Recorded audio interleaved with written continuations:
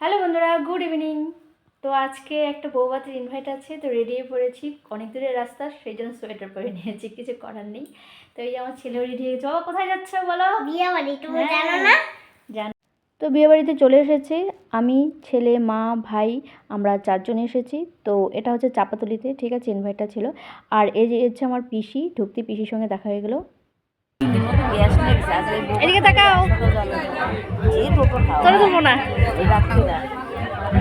তাহলে এমনি মজা করলাম। তো একটু মজা করে নিলাম বরের সঙ্গে। বর হচ্ছে আমার ছোটোবেলার বন্ধু, ঠিক আছে। তো নতুন বউকে তো দেখে নিলে, এটা ওদের ঘরটা খুব সুন্দর।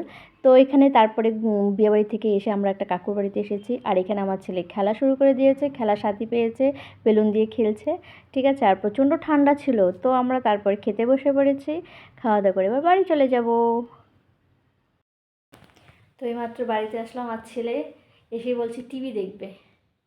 তো চলো, বাই, গুড নাইট।